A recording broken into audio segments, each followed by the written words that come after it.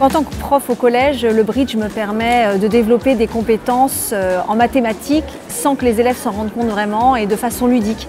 Par exemple, le raisonnement, le calcul mental, la prise d'initiative, la concentration aussi, parce que j'aime bien que les élèves se posent avant de faire le problème, ne se jettent pas comme ça sur une solution, mais prennent le temps de chercher. Et ça, avec les élèves, c'est important. Faire son plan de jeu, réfléchir. Qu'est-ce que je vais faire? Je pense aussi que ça va développer beaucoup la sociabilisation. En effet, c'est un sport d'équipe, on joue en paire, il faut être à l'écoute de l'autre, il faut respecter son adversaire et son partenaire. Bon, voilà. Tout ça, c'est des valeurs que le bridge permet de développer.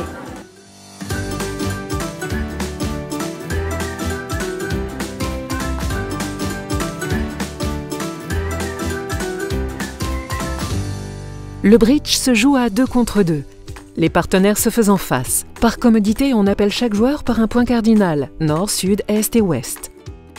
Les 2 camps qui s'opposent sont donc nord-sud et est-ouest. Il se pratique avec un jeu de 52 cartes classiques réparties en 4 couleurs, pique, cœur, carreau et trèfle. La plus forte carte est dans chaque couleur l'as, puis le roi, la dame, le valet, le 10, le 9, etc. jusqu'au 2. La première carte de la partie s'appelle l'entame.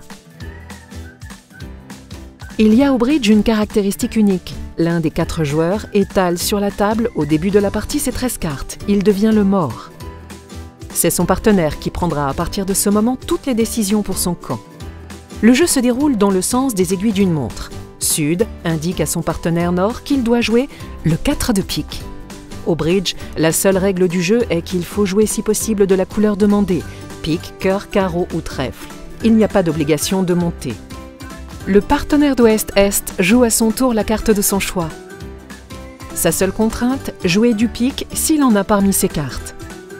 Sud, voyant toutes les cartes de son camp, peut librement prendre ou pas. Il choisit ici de ne pas le faire. La plus forte carte jouée est donc la dame de pique. Une levée est un ensemble de 4 cartes jouées, comme nous venons de le voir. Le but au bridge est, pour chaque camp, de gagner un certain nombre de levées. Peu importe que les cartes qui constituent ces levées soient fortes ou pas, chaque levée a la même valeur. Est ayant remporté la levée précédente, il rejoue pour la levée suivante. Cette fois, Sud a choisi de prendre la levée en jouant la plus forte carte de la couleur, l'as de pique.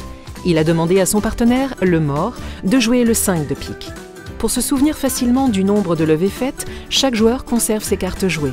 Il les range devant lui, face cachée, verticalement si son camp a gagné la levée et horizontalement si l'adversaire l'a gagnée. Suivant le même principe, les 13 cartes de chaque joueur sont fournies lors des 13 levées. La seule règle étant de jouer si possible de la couleur demandée. Sur cette dernière levée, Ouest avait demandé du pique et il était le dernier à avoir de cette couleur.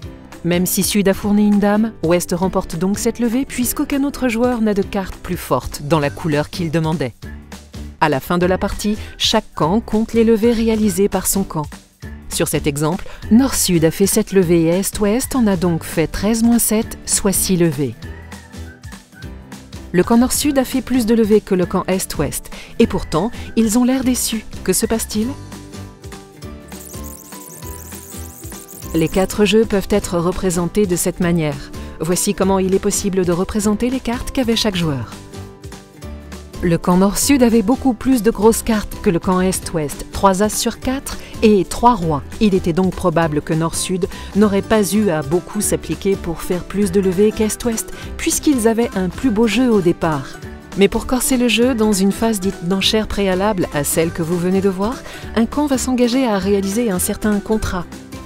Donc un nombre de levées entre 7, soit une de plus que les adversaires et 13, toutes les levées. En cas de réussite, le score obtenu à la fin de la donne sera d'autant plus important que le risque pris aura été grand. Dans notre exemple, le camp Nord-Sud s'était engagé pendant la phase des enchères à réaliser au moins 9 levées.